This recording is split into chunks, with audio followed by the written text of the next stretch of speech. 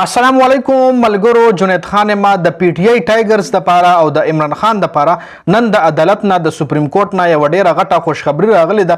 پی ټی آی تخپل مخصوص نشستونه ملو شو. اوس د دې پی ټی آی ته څومره فائدہ را او مسلم لیگ نون ته څومره فائدہ ده پاغه باندې ډیټیل سره خبره کوو. ویډیو خپل هم مکمل وګورئ او مخکې ملګرو سره ضرور شریک کړئ. پی ټی آی ټایګر او عمران خان د پاره غټه خوشخبری نن دا راغلی ده چې سپریم کورټ حکم کړی دی چې پی ټی آی ته د خپل مخصوص نشستونه ورکړی شي. دا ټول پی ټی آی سپورټرانو د پاره او د عمران خان ګټه راځي ځکه په 8 فروری باندې پی ټی آی ته باري اکثریت کې ووټ ملو شوی و.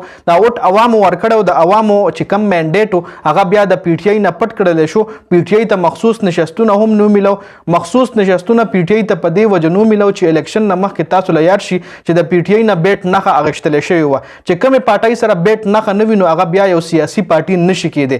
دا غي بیا مخصوص نشستونه نه وي. نو بیا پی ټی آی بلې پارټای سره اعلان وکړو چې هغه ټول آزاد امیدوار هغه پارټای سره یوځای شو. نو بیا د پی ټی آی د آئین مطابق مخصوص نشستونه جوړیدل خو بیا هم الیکشن کمیشن پی ټی آی ته مخصوص نشستونه نه ورکول چې دغه بیا مطلب په سپریم کورټ کې کیس لګیدو، های کورټ کې پهلا کیس لګیدو، بیا سپریم کورټ کې کیس لګیدو. چونکه دا مخصوص نشستونه که مسلم لیگ نون پارټای ته د پی ټی آی هغه ملو شوی وو نو بیا مسلم لیگ نون حکومت چې کوم هغه په 2/3 اکثریت سره دغه حکومت راغلو.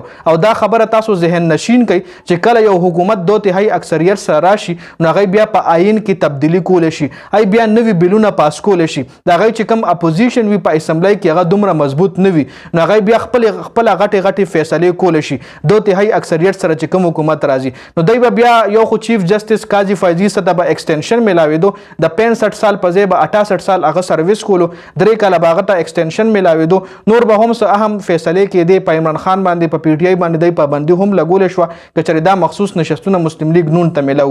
نو دا اوس پی ټی آی د پاره غټه د غټي خبره ده چې پی ټی آی تخپل مخصوص نشستونه واپس ملو شو.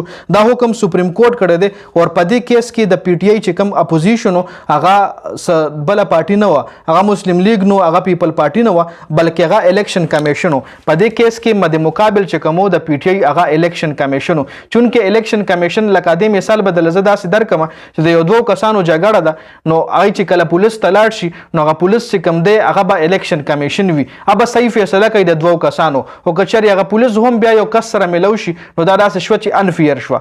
نو دا غرنګ الیکشن کمیشن چې کوم دی هغه داسې شو چې هغه د پی ټی آی خلاف شو. چونکه الیکشن کمیشن حق ته الیکشن کمیشن کار داوي چې هغه د دوه پارټو ترمن د فیصله کوي. چونکه دیږي کې د پی ټی آی مخالف چې کومه الیکشن کمیشن وجي. بل طرف لا دی فیصله کې دیالس ججز ناستو چې په دې فیصله کې دیالس ججز خپل فیصله کړي دا فیصله او رول د په دیالس ججز کې اته ججز چې کومه هغه د پی ټی آی په فیور کې او 15 ججز دا سوي چې هغه پی ټی آی په فیور کې نو د اتو ججز چې کومه فیصله واغه ورول شو سپریم کورټ حکم کړی دی چې پی ټی آی ته خپل مخصوص نشستونه واپس ورکړل شي. نو دا د پی ټی آی د پر ډیره د غټه خبره ده چې پی ټی آی ته دا یو ډیره غټه ملو شو. نو د ویډیو کتلو زیاته مننه. ویډیو ضرور مخکې ملګرو سره شریک کړئ. والسلام.